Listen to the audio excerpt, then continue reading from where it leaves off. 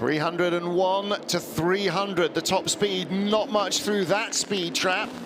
They come as one. And this is where Richard Dean and Zach Brown are just kind of going, I'm not looking at the screen now, just tell me it's all okay. They might, of course, have different fuel loads, but Will's quite good at just stopping it on the apex and getting on the throttle early, actually. They stop on the same lap. Same so lap. They are absolutely identical. Apart from the tyres being a stint older on Will's car, because he got in a stint before Paul, so you have to assume that the tyres were changed there. Well, that's our lead battle in LMP2. Our leader in LMP1 and overall is the number 7 Toyota.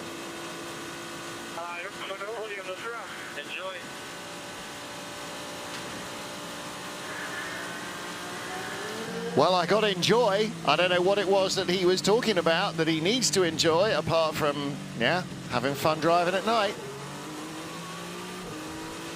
Al, what's the best bit of night for you? The morning.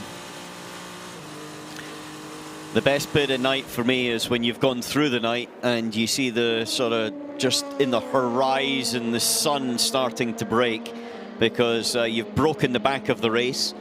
If you're, you can start to sort of see lunchtime, and lunchtime on Sunday equals very close to the end. And in that respect, you've kind of done the heavy lifting work, if you call it that. But there is a point in the middle of the night where, probably about now actually, 2:30 maybe to about 4 o'clock local time, where as well, there's less cars on circuit, it's cool, it's much cooler in the cockpit of the car, tyres are holding up better, you can lean on them for faster, for longer, and you've got a certain amount of solitude because you don't see all of the other stuff around you. You've got your narrow tunnel of light out of the front of the car, and you don't have much ambient, so you don't have the distractions of anything else. And it is actually quite nice because it's you and the car and the track. And Jamie, so many drivers who have experienced Le Mans talk about that sort of nighttime serenity where you're in a little zone of your own and occasionally going through the glow of lights past the pits, but otherwise you're just in this little bubble, and it's that in the zone thing that sportsmen and sportswomen have on occasion, and nighttime at Le Mans seems to bring it on. Yeah, it's actually a really nice feeling, actually, in any 24-hour race, because you're probably in your second, third, fourth stint by now. Track's nice and rubbered in. We've not had any rain. Weather conditions are fairly static. It's just nice. I don't know how to describe. It's just a nice feeling. You're in the rhythm now. Everything's sort of, the nerves have gone. You're a bit more relaxed, and yeah, you just sort of. You're just doing your thing, yeah. They leave you alone on the radio just to get on with it. These are some of the best hours for fans to watch the cars and for drivers to be in them.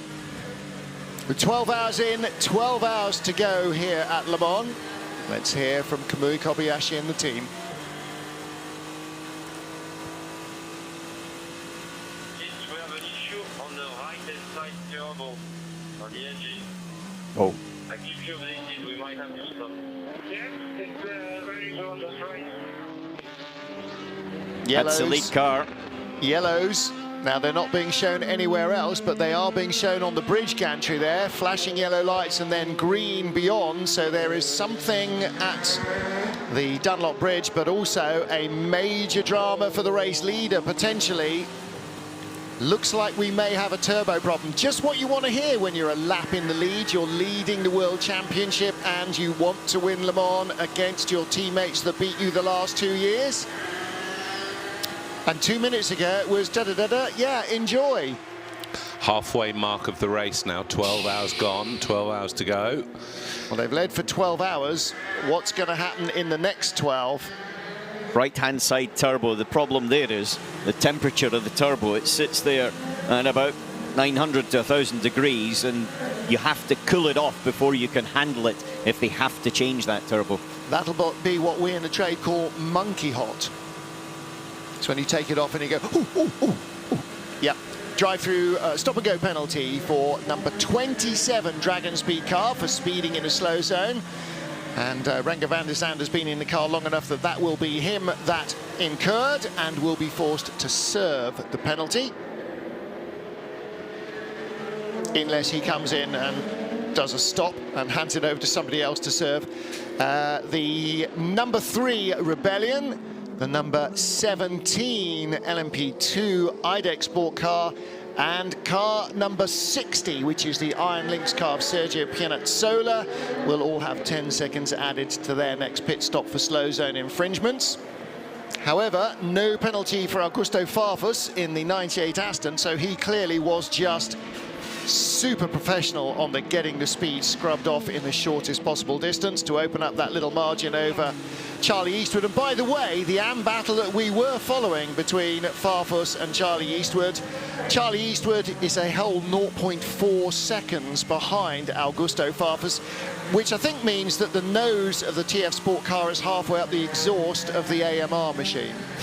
We've got 2 battles like that, haven't we? We've got the 2 United cars 2/10 apart as they've crossed the line, and then 4/10 for the GT-AM battle.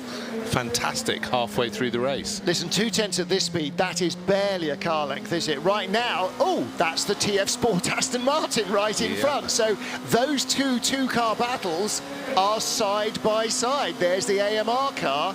So the battle for the lead of LMP2 was as close as the battle for the lead in GTE AM, and it has split up itself and the GTE AM battle as Will Owen leapfrogged up the queue, and Paul di Resta couldn't quite stay with him. Now this is what Paul wants. That's what he wants. He wants a run out of that corner with here we go. Will held up, and I have a feeling a move. That Ferrari's going to have a United Autosport car in either mirror. They got by immediately, didn't they? Tell you what, Will Owen is taking no prisoners in the lead of LMP2 right now. He knows that Paul di Resta is giving him a really tough time. 32 and 22. First and second, little slide out of Mulsanne corner. The Iron Dames Ferrari is right in front. Where's Will going to catch it? Over the brow they go. He immediately comes inside. Committed move after the crest. And Paul di Resta will follow him through in that blaze of headlights. They are still running a car length apart. Oh, and our GTE AM battle is out from 3/10 to just over 5/10 of a second. So that little breathing space for Augusto Farfus remains at about a 3 car lengths. Whereas that is our LMP2 lead battle. I tell you what, if it's like this between any 2 LMP2 cars in 11 hours and 50 minutes from now, then we'll be leaping up and down. I tell you what, if Paul was not in a tow, that car in front is definitely quicker in a straight line. Yep. And to be fair, Will is driving really well. Yeah, really well. You know, he's got judging, no slouch behind him. No, he's judging all the traffic well, and you're absolutely right. You know, Paul di Resta produced the fastest lap, didn't he, in the Pole City, in Hyperpole, yeah. So he knows how to wring speed out of this car, and yet he's on the radio going, what's happened with that car in front? How come he's so quick? He's got to be very careful, though, because if those 2 cars are first and second in category, 1 minute and 14 ahead of the next car, just to make sure they don't have a silly little tag. Yeah. Richard Dean will be watching. Yeah, through sweating. his fingers. Yes. Yeah. Him and Zach Brown going, no. Yeah, just praying that either one of them moves past the other or pulls away from the other, but that ain't happening. You know, you've hired the best drivers you can find for your team, and you have to let them race, and boy, are they racing. Here Toto Wolff would be loving this, and I hope Zach Brown is too. Oh, there you go. What did he say? I need you to stop flashing your lights at him. All right, okay. Well, Paul's making the move now. Will Owen got slightly held up down into Tertre Rouge. It's a long run down to the first chicane. Has he got in front? They are wheel to wheel, door handle to door handle. I'm watching this through my fingers, and I'm not a team owner. Will Owen on the inside, Paul di Resta on the outside. Will Owen gets his nose back in front. No, he doesn't. Change of lead. That's 22. Paul di Resta is in front. It's done. Wow, so he came round the outside, cut to the inside, and got the drive down through to take the lead. Now, the question is, without the toe, can he get away? I don't think Will Owen has dropped back much. Paul di Resta spending very little time looking out the front window and much more watching the mirror. I see, he's okay. He's okay at the second chicane. He has got 10-lap newer tyres, so he should, once he gets a few corners in, he should pull a gap, because he looked quicker. He was just struggling to get by him in a straight without taking any risk, of course, they're teammates. The problem, of course, is that it was only with the toe that he was staying with Will Owen, and Will now has the toe. Leader in the pit lane, Kamui Kobayashi stays in. And Romain Dumas also in the pit lane in the Rebellion number 3 car. Ah, here we go, turbo change.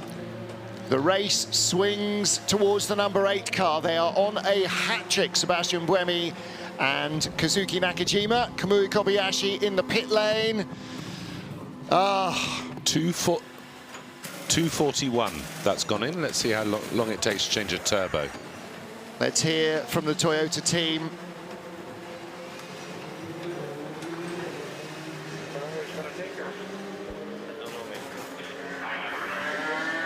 However long it takes is too long. Driver out. He's already jumped out the car. You saw the body language, didn't you? Loosened the belt, head sagged into his chest. It's happening again, isn't it? Yeah, this car's been leading last year until about an hour to go. Got a puncture. Finished second. This year, leading by a lap. Okay, Brendan, for your info, Campbell is in the pit for a problem with the turbo. So heads up for you to finish the race. So now what happens? Well, let's see what the problem is here. Yeah. And if it's something that is linked only to this car, or if it's something that actually can run across to the other car. Are we in a Peugeot 908 situation? They don't have necessarily the pressure from behind that Peugeot did, as you remember back in 2011. Yeah, but turbos don't blow because of pressure from behind. No, but they do blow if you are pushing the limits of them. Yeah. Yes, yes. So does that now mean that with one car having a problem, unless the number 8 car has an identical problem, the race is now set in favour of car number 8 because they'll be told not to push each other? And if so, how does that affect the points? Does number 8 now take the lead in points? We'll talk a little bit more about points later in the race, but it is possible that Aston Martin could tie up the GTE Pro drivers and teams title here at Le Mans, and this turbo change could put the number 8 team in the lead of the points with one race to go. It's very, very close. They're probably going to be equal in points, but it depends exactly on what happens with the 7. In the second half of this race. Just a small bit of info. Charlie Eastwood has taken the lead in GTM and has pulled a gap of 1.7 seconds over Farfus. There will have been lots of fist pumping in the TF Sport garage when they saw that happen on their timing monitors. Sadly for us, drama for the overall lead of the race. So we've had a lead change in LMP2 on the road. We've had a lead change in GTEM on the road. And we are going to see a lead change overall right now, because the number 7 car is in the garage. Number 8 of Brendan Hartley is proceeding on its merry way, and the next time it comes across the line, it will be the race leader having unlapped itself, and I don't see this car leaving in 3 minutes. He's just coming up towards the Ford chicane, the number 8 car. There he is. He was a lap back. He will now become the race leader.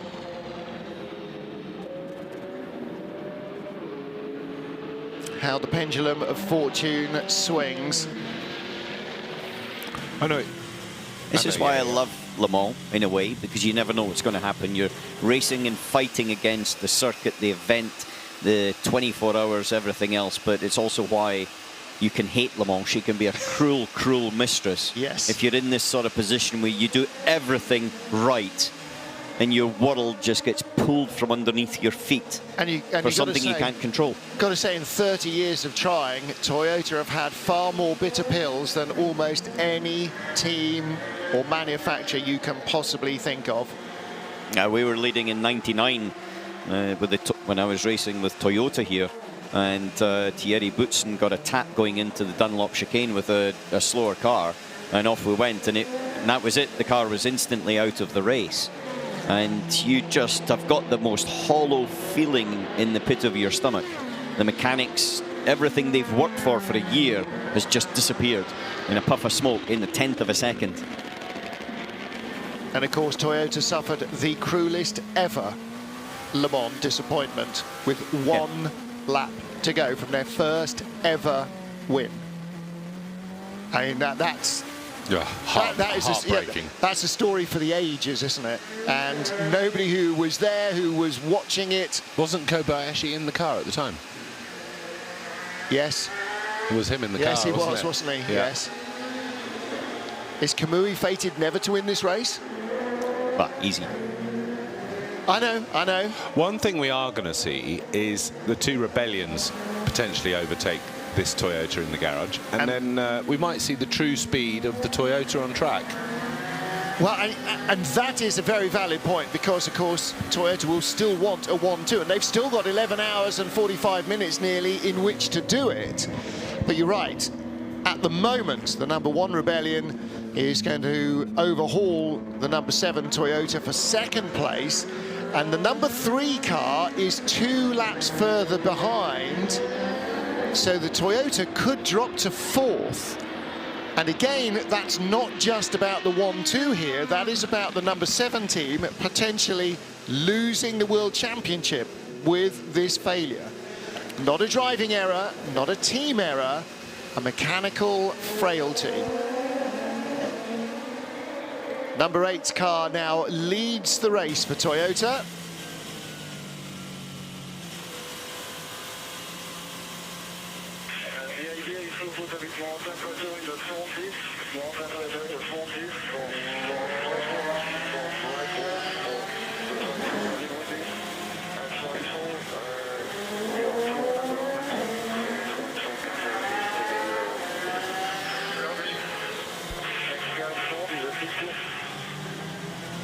Put more temperature into the front discs for brake wear, so they must be quite cold and being outside of their temperature window. At the beginning of the race, they were actually trying to take temperature out of it because they had a problem with the duct, but now they're trying to get temperature back into it. So how do they do that? Do they change how the energy recuperation is? Yeah. And also you can change it with your brake balance distribution as well. Yeah. And you know, when the energy is being recuperated into the battery, it also shifts through the baking area as well, from the front to the rear. And so you can play with quite a lot of different dynamics in the car, pretty much all electronic controlled. So this is rubbing your stomach and patting your head all at 200 miles an hour. No, you don't have to do that as well. Just as well. You just turn the knobs. Just as well. On board with the number 1 Rebellion, still in 3rd place, but this time round it will take 2nd from the number 7 Toyota. And look at this traffic jam. Got the Team Project 1 car, Felipe Fraga, that's the purple car at the head of this queue. Was at the head of this queue. The Toyota has whistled by them all. Aye. There's only 2 mechanics really doing any work, and the rest are just having a look. But I think it's because it's tucked away deep in the engine bay, not a lot of space, and it will be very hot. Yeah, absolutely. And of course, the big question mark is, if one car has had this problem, will the other one? And so for the next 11 hours and 40 minutes, there will be lots of nervous eyes scanning the data. And of course, it's not the driver that reported in that I've got a turbo failure, it's the data on the car that reported in and said we've got a turbo issue. And so the engineer comes back to the driver. The driver may have noticed, but the electronics may have masked it for him. But whatever, they had an issue, and that may have cost the number 7 car a chance to win here at Le Mans. This is the number 1 Rebellion about to take P2 in the race overall. And time in the pit lane now up to 10 minutes for the number 7 car, and counting still. And Gus Menezes comes across the line and moves into 2nd place. Yellow down in the S's. Let's hear from Rebellion.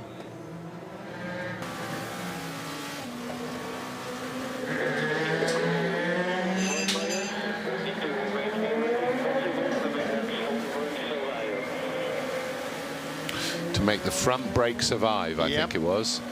Now, either an Iron Lynx Ferrari or possibly a Red River Sport Ferrari, fresh out of the pits, is in the gravel in the S's.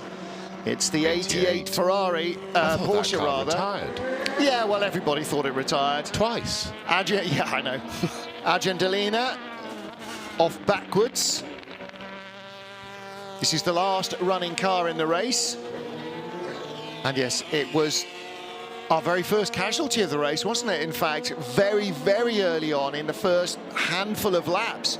Got caught up in somebody else's accident, and Tom Preining was off at the Dunlop Bridge on the uphill run into the Dunlop Bridge. Took a long time to get the car restarted. It had an alternator failure in the end. The battery went flat, and then he had to wait around an hour or so to get enough juice back as the battery kind of recovered a bit to get the car fired up. Oh, coming back in. Yeah, but with a slightly heavy heart, I think.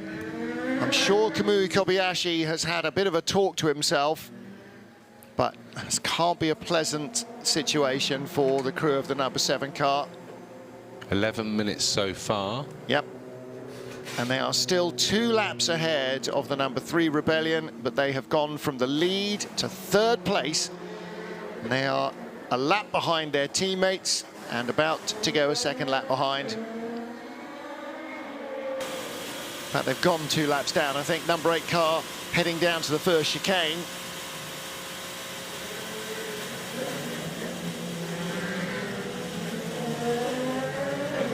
And of course, as heartbreaking as it is at the moment for the number 7 team, for the guys in number 8, your teammate has had a turbo failure.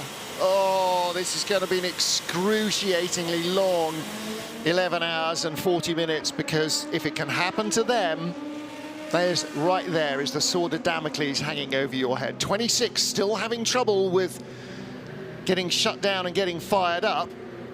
Oh, they just wanted to wait for topping up the pressurized oil system on the G-Drive car. Nico Jensen heads back out, the young Dane. Spent the last couple of seasons racing very successfully, very quickly indeed, in Ferrari GT cars, and now in the G-Drive squad in its LMP2 race leader. They need to be doing a bit more staying off the curbs. Paul di Resta has now pulled a 12-second gap on his teammate Will Owen. Will's just come into the pit lane. And that means Paul will be coming in as well. But remember, Will's had his time in the car. That's 3 stints for him, so I think it'll switch to Alex Brundle.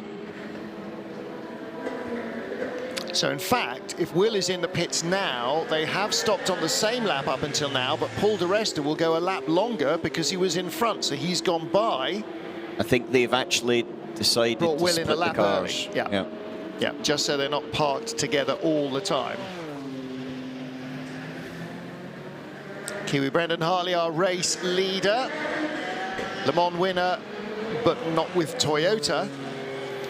Outlap for Charlie Eastwood, 4-second lead over Farfus. So that battle continues with the same drivers.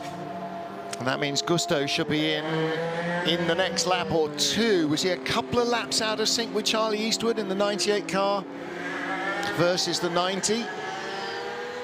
No, Farfus pitted about 2 laps ago. Ah, okay. So they're not far apart. No, not at all. Pro's not as exciting as normal, is it? 14 seconds apart, the Ferrari and the Aston of Collado and Lynn. Unfortunately, the Pro class, the top 3, got away by 2 safety cars from everybody else. And so now with the 71 Ferrari having that problem with the front suspension that puts Sam Bird off the road, then we're down to 2 in the top 3. So AF Corsa and Aston Martin, each with a dog in the hunt, and everybody else a lap behind, led by Richard Westbrook. In 3rd with Jules Gounon in the Risi Competizione Ferrari in 4th, and Jimmy Bruni in the only competitive Porsche in 5th place. And in fact, the 6th and 7th GT and 8th GT cars on the road are all the top 3 in GT-AM. 21 is in the pit lane. Juan Pablo Montoya bringing in the Dragon Speed car. He drops down from 12th now to 14th place behind Matt McMurray in Algarve Pro and Giorgio Sanaggiotto in the Cetilar car. Is that a bit of action around about the brake master cylinders there, Jamie? Could be. There was quite a lot of work like that going on in free practice on Thursday for Cineatec Alpine, and they never left the pit lane. There was a lot of work going on. LMP2 has definitely been a class of fragility this year. Really it's a class of speed, though. You've got to say the cars are actually getting 2 things. One, they're very quick. We've got to remember this is a spec car, and so it's designed to a price, and it's very quick. And the second thing is the teams have all stepped up a game, and the driver lineups are pushing. The car doesn't have 1 second of rest any longer. That's true. These cars are quicker than the Toyota in 2013. Yeah. Yep. Or yeah, I mean, it's quite a feat. By 2 seconds in qualifying. So, and they're talking about, is there rumours of the rules changing with having 2 silvers or a bronze or something next year? It's a concept, and I'm not sure it's a concept that's been floated by the organisers, but it's been floated by other people, and they're talking definitely about bringing back the power of LMP2 to differentiate them from LMDH and Hypercar as convergence continues. Paul Di Resta, the LMP2 leader in the pit lane, and Alex Brundle in the 32 United Autosports car. He's now dropped to 3rd, having taken over from Will Owen, up to 2nd. And Davidson in the Jota Sport car. Paul-Luc Chatin, there he goes, away from his marks for IDEX Sport. He remains aboard. Tatiana Calderon remains aboard the Richard Mille Racing Team car number 50. That's in 11th place in the class. Dragon Speed's Juan Pablo Montoya leaves the pits. Eurasia's Nick Foster takes over the 35 car. He leaves the pits as well. In fact, that is him right in front of us. Just picking up on one thing as we see the leader, United Autosport, Paul Di Resta, going out the pits. I'm not sure if we've said it or whether we saw it, but Charlie Eastwood has overtaken Augusto Farfus in the GTE-AM battle. Jamie documented that, being our Aston Martin exponent. and when I talked about it, it was 1.7 up to 3.4 now. Yeah, he's pulling a good margin out over Gusto. So the TF Sport car, run by Tom Ferrier's private team, ahead of the AMR factory-run ProDrive entry. Picking gubbins out of the wheel arches there at Jota. 38 car in P3 at the moment. Yep. Not a bad run so far for this car. 4th place, Panis Racing, the number 31 car. Mathieu Vazivière still at the wheel of that car. So Michelin 1-2, Goodyear 3-4. Brendan Hartley back in the pits for service. The race leader, Kamui Kobayashi, now down to 4th place. That car still has not left the pit lane. The number 7 Toyota, a long stop. but it's going to be 4 more laps before it loses a position to the LMP2 leader, and that will be a further 15 minutes stationary. Oh, that's the car, the 88, isn't it? That's yes, that's just come a long way out of the gravel, hasn't it? Yeah. Oh dear. Try and rejoin on the hard shoulder before you build up to speed. That's proper Billy driving there, I'm afraid. Yeah. Real Top Gear Ted stuff. Here is our overall classification. Toyota 1-2, oh, hang on a minute, no. Toyota 1-4 with the number 7 car still in the pit lane. Rebellion up to 2nd and 3rd, and hoping that there's another Toyota turbo failure somewhere. United Autosports 1-2 in LMP2 ahead of Jota, Panis, G-Drive and Graf. In the GT Pro class, AF Corsa ahead of AMR. So Ferrari ahead of Aston Martin, and then a lap gap back to the 3rd placed Aston Martin, who's being chased by Risi Competizione's Ferrari and the remaining healthy factory Porsche.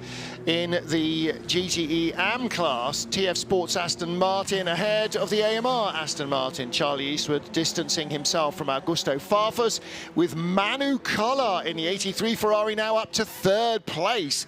That car is just rising up the charts like a Christmas #1. Matteo Cairoli down to 4th in the 56 Team Project 1 car. Ricardo Pera 5th. And the Gulf Racing Porsche now with Andrew Watson at the wheel in 6th position. The demise of the Dempsey Proton car, so often reported, has yet to be fully confirmed. The 88 car is the last running car, but we have lost the 37 Jackie Chan DC Racing car, the 16 G-Drive by Algarve, the 30 Duquesne Engineering car, the Bicoles number 4, High Class number 33, AF Corsa number 52, Spirit of Race number 55, and Euro International number 11 was our first retirement. So we've had 7 retirements and 1 disqualification, and that, a black flag during the race, is rare in the extreme in my experience at Le Mans.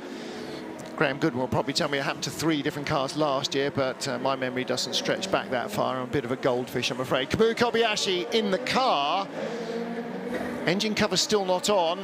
Those 2 mechanics still working feverishly down in the right-hand side of the Toyota's engine bay.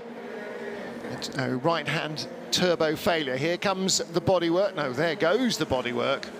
I was hoping it was coming back on. Not yet, I'm afraid. 12 minutes before they lose 4th place to Paul di Resta and Alex Brundle, only 17 seconds apart. It's unlikely the Toyota will come out between the 2 of them. It'll either be in front or behind both, you would think. It's good 20 minutes, isn't it? 21 minutes it's been in the pits now, so turbo change takes a tad longer than Kobayashi thought. He's been sitting in there for about 10 minutes. Well, he probably got out to have a comfort break, didn't he? You know, you hydrate so much that when you stop, the first thing you need is a leak. Should we go and take him a chocolate bar? Do you know, I'd be taking his belt off him right now, just in case. Well, no further news from Toyota other than a right-hand side turbo change. And potentially associated with that will be the inlet and exhaust manifolds. Maybe one of those may have cracked and been affected by the turbo failure. I have a feeling we're going to see that fastest lap go soon. Yeah, don't get an extra point for that, unfortunately, but well, yes, they're going to have to release Kobayashi, aren't they, because they want a 1-2. Now, you know, he'll be allowed to get up behind the number 8 car. I think it's extraordinarily unlikely that he'll be allowed to fight the number 8 car, but the number 8 car has been anything but trouble-free, and it still occasionally seems to be trailing a little whiffy waft of smoke. We've seen that a number of times from Toyota's TS050 over the years, and sometimes it's been a bit terminal and sometimes it hasn't. Seems they've conquered their brake overheating issues a little too effectively now, because We heard Brendan Hartley being asked earlier to bring the front brake temperatures up a little, which he'll do by a combination of witchcraft and jiggery-pokery. Working his way through traffic, blue lights flashing at everybody in front of him. He's not used much to... Oh, no, he has used his hybrid system there. It's like being the Queen, this, isn't it? Blue lights in front of you everywhere you go. It's not police outriders, but it's the marshals alerting the cars in front that something quick this way comes. There's the Wins Porsche. Currently in the hands of Felipe Fraga, down in 18th place.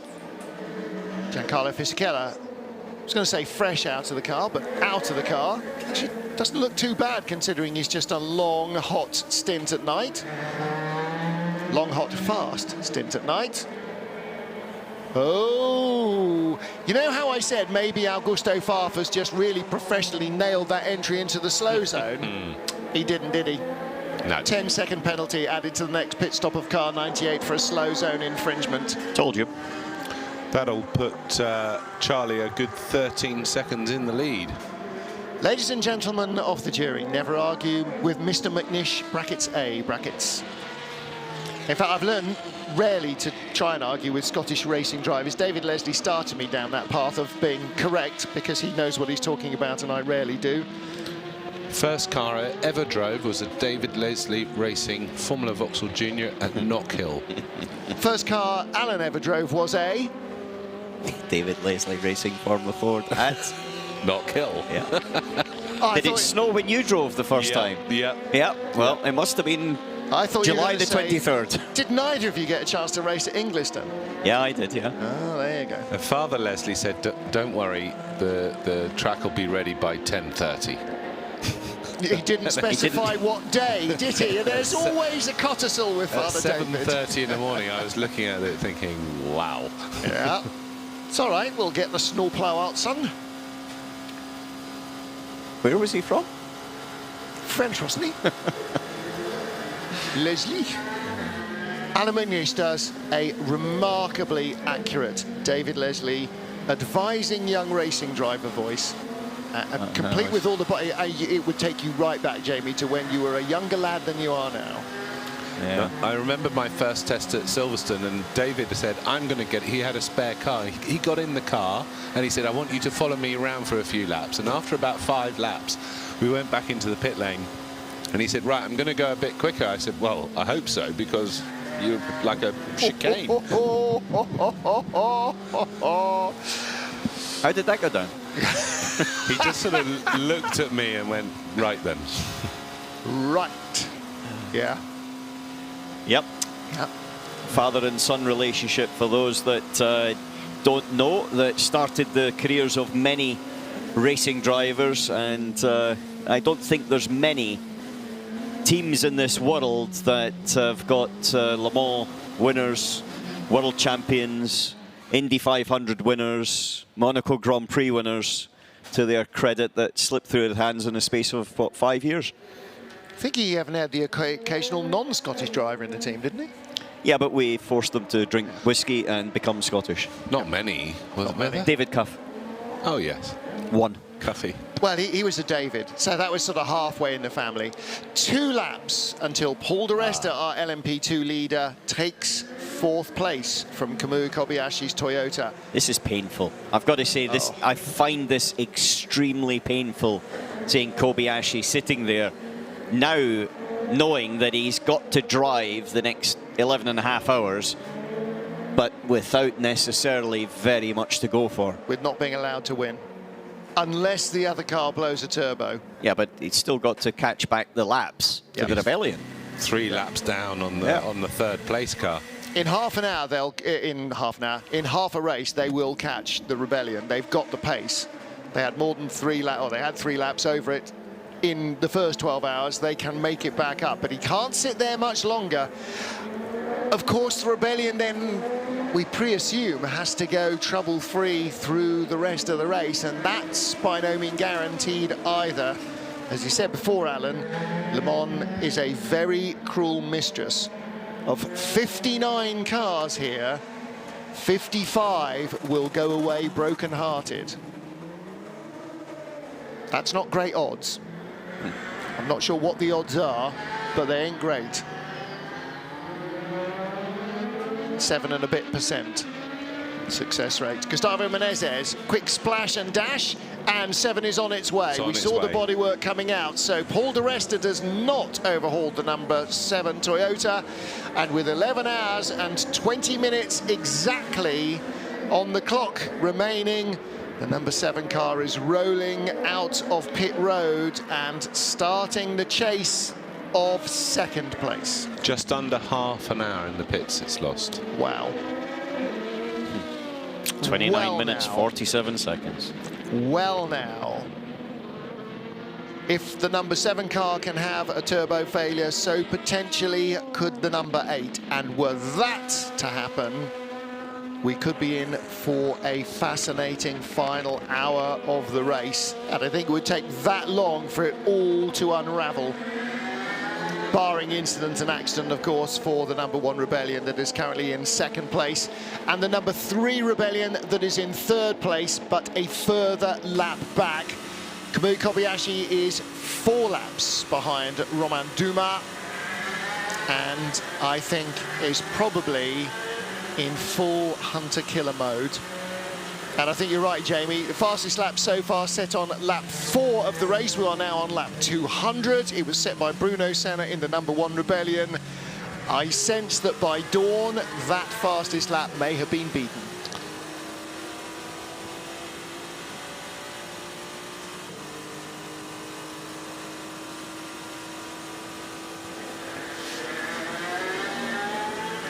I wonder... A turbo doesn't need running in, obviously. It better not. It better not. It better be fit and forget.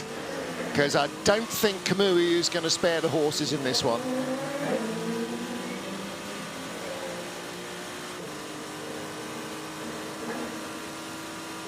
Obviously at Le Mans here we have long time at full throttle, putting the engines under a huge amount of load, especially the turbos. And it's not something that normally goes wrong, a turbo. They're pretty reliable these days, but yep. Le Mans is Le Mans, and he's underway, 6 laps down on the lead, 4 laps behind the 3rd place Rebellion number 3. Yep. And... well, last lap round for Brendan Hartley, the leader, 3 minutes 23.8. Last lap round for the number 3 Rebellion, Romain Dumas, 3:24.8. So let's assume Kamui Kobayashi goes a second quicker than Brendan. He's still only 2 seconds a lap quicker. The 7's back in. Yeah. It's a replay of him coming into the pits with the turbo problem.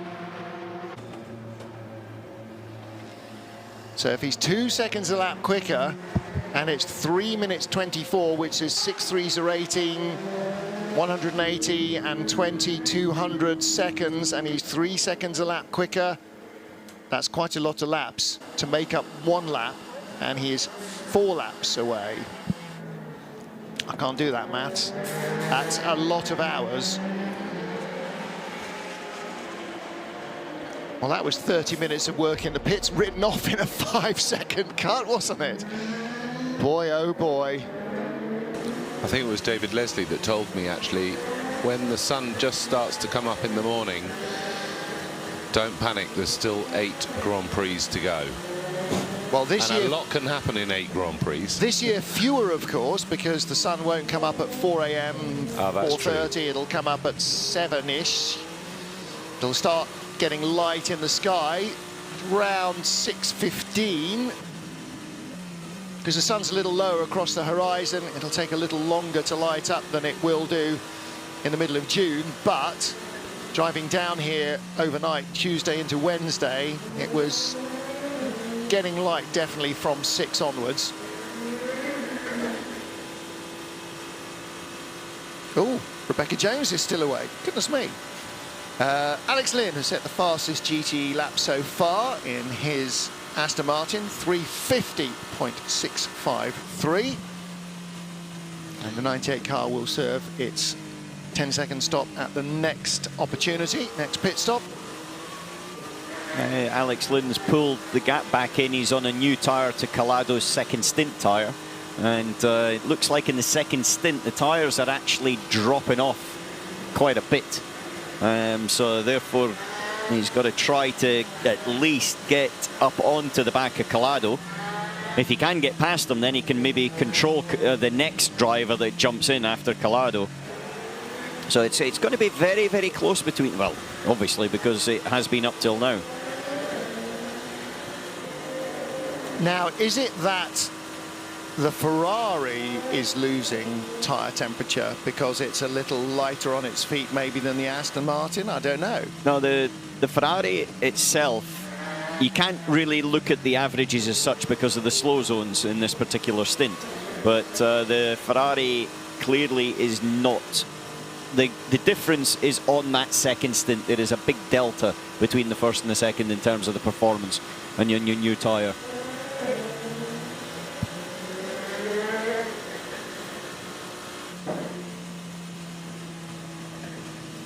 More LMP2 pit stops. The 6th place car now, Graf Racing, Charles Milesi has taken that over. It's been passed by Mikkel Jensen, the G-Drive car up to 5th.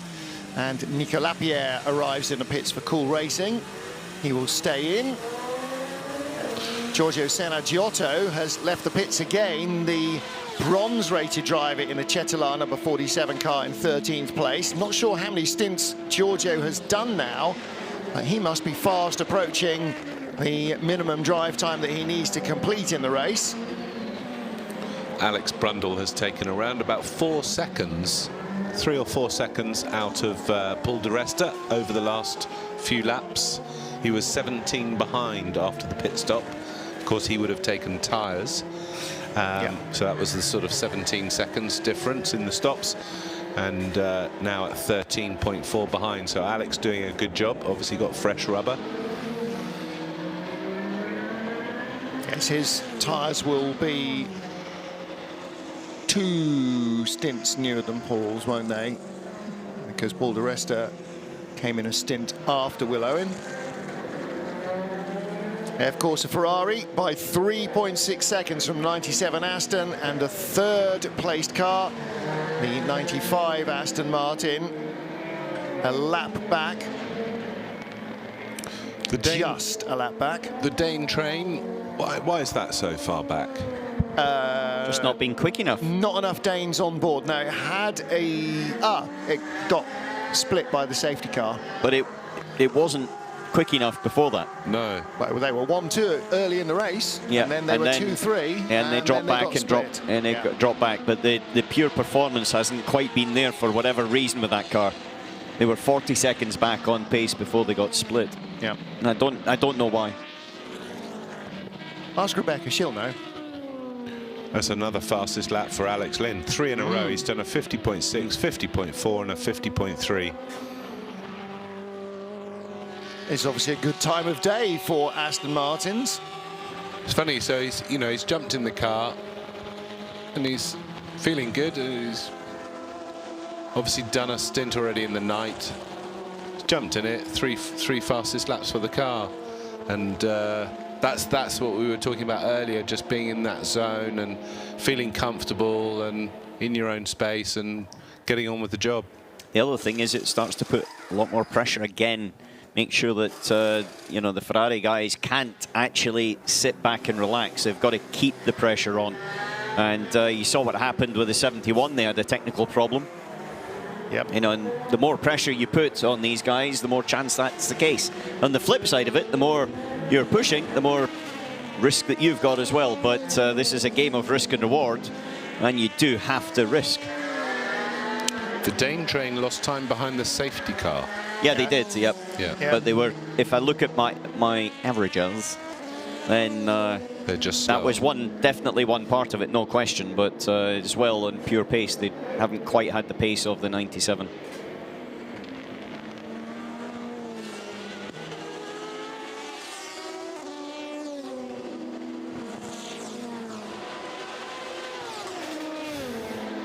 Kobayashi up to speed now. 3:22.2. Fastest LMP1 car that lap. So he's definitely pushing.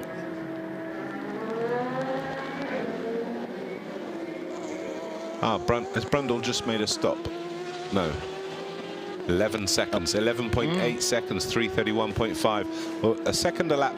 He's catching him, yeah, good half a second a lap, I think. Battle for position there. That Ferrari behind that Aston Martin. That's the Pro Class car of Davide Rigon. Is it behind Augusto Farfus?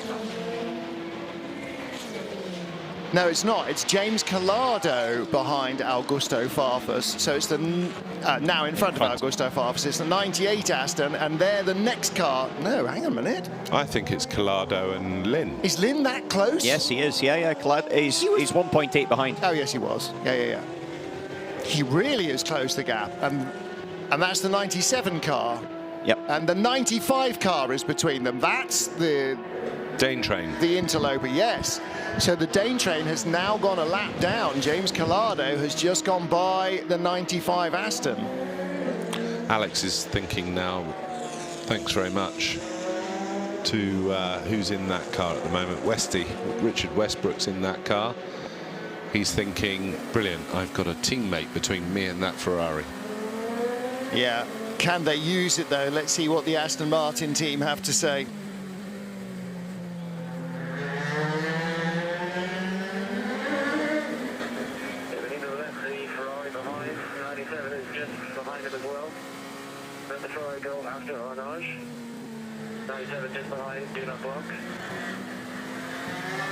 Okay, that's slightly old, isn't it? It is, but it's also very, very fair by Aston to say, you know, do not block the Ferrari. Yeah, very fair. But the Ferrari hasn't actually... remember, he said let him by after Arnage, but Ferrari's still in... I know... The Ferrari's passed. Passed, yeah. Is that an Aston? Yes. No, now you've got Alex Lynn, and Alex has also got past the Westbrook as well. Yeah. So it's now Collado and Lynn 1-2 in the race, split by 0.8 of a second. So these two lights are leaders and second in GTE Pro. And the car behind them is third, but now a lap down rather than two safety cars down. It's like a bungee cord between these two. They just sort of keep going in and out and in and out. Sometimes it's one ahead of the other, but you know, they haven't really been separated by very much all the way through this race. Another fastest lap from Lynn. Same lap time, 50.3, but a few hundredths quicker. Opportunity maybe coming up ahead at the next chicane, because I think they'll probably get towards that Porsche that's up ahead of them by there. The Aston's just got more front, hasn't it, in the slow and medium speed corners. It just holds the apex a bit longer and gets the lock off. Yeah, but onto the throttle earlier. He's on 9-lap tyres in comparison to 22-lap tyres that's on the Ferrari. That's what I'm saying. I think the second stint of the tyre has got a big drop off there. Wait and see whether that affects the Aston as well, because the Ferrari will likely have fresher tyres next time round. Yeah, Tinkel was able to equal his first and second stint time within the 10th, actually. And the Ferrari is a little bit of a drop-off. You've got to be a little bit careful just looking at the average as opposed to the individual laps, because of the slow zones that have been coming in these last couple of stints as well, though. It has started to become a bit more hazard-free, the racetrack, he says, immediately therefore triggering a safety car. And which Ferrari is that up ahead? That's a Porsche. No, that's a 71 Ferrari that's up ahead of the Porsche. Ooh, so that is lap him as well. Yep, and that's the car that had the problem with the suspension. Yep. So we'll see if Ferrari come through to that car and say, don't hold him up. That's the sound of us not holding our breath, ladies and gentlemen.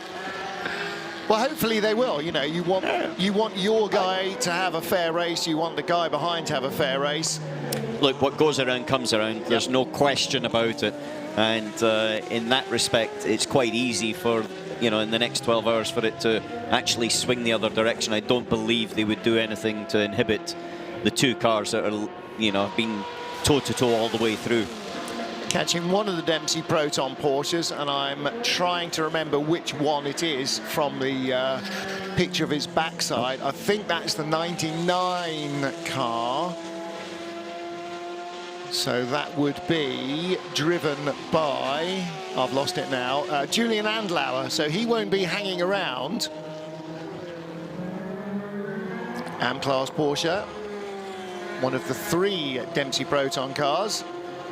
One is easy to spot because it's in Felbermeyer colours. Actually, I'm not sure if that's... It is 99. Yeah, I tell you. 77 is a similar sort of checkerboard and blue colour. But the Ferrari's not quick enough through there. The Porsche was much quicker. And so was the Aston. Alex Brundle, fastest lap for the car, 30.5. 8 seconds the gap now to Di Resta. Closing him down, isn't he? And a pit stop for Aston Martin's Richard Westbrook in 3rd place in GT Pro. A minute ahead of Jules Gounon for Risi Competizione. Still yellow flags at the bridge there, or is that just illumination? No, I think it's illuminations. Yeah.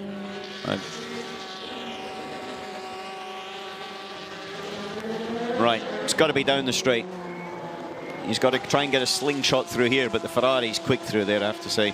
And the thing now is the Ferrari's starting to pick up a bit of a toe from Julian Andlauer in that Porsche, but the Aston is closer and is getting more of a toe. He's coming, and we've seen right at the top end, the Aston has that sort of little dip for the line, burst of top end speed. He's very close. Not sure who the first set of lights is. There's Andlauer, and here... No, there's Andlauer now. And there is the battle right behind. The Ferrari is now jammed up behind Julian Andlauer's Porsche.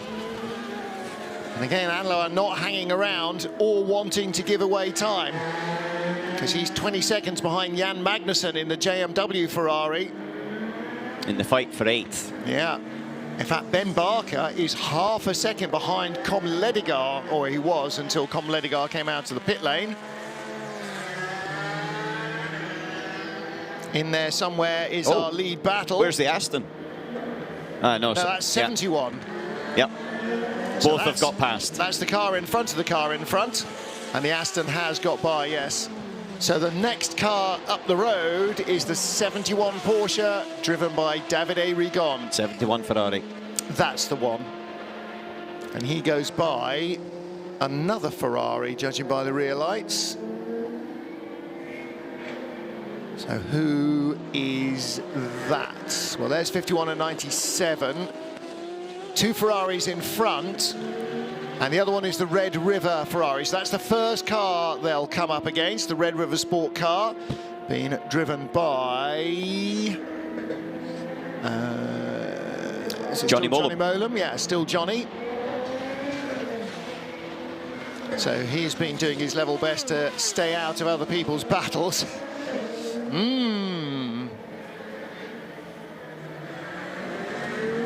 Yeah. 51 is due a pit stop imminently, isn't it? Yes, it is. Davide Rigon's actually on his 71 is on his in lap. 51's got 2 more laps. So 71 on his in lap, and that means the 97 Aston will take the lead. James Collado leading in GT Pro. It's the other way around, is it? Yep. 71 in his in lap. Yeah, 71 is on his in lap, and that's the car that had the problem with the suspension. Yeah, 51's leading. We saw Alessandro Pierguidi helmeting up, so it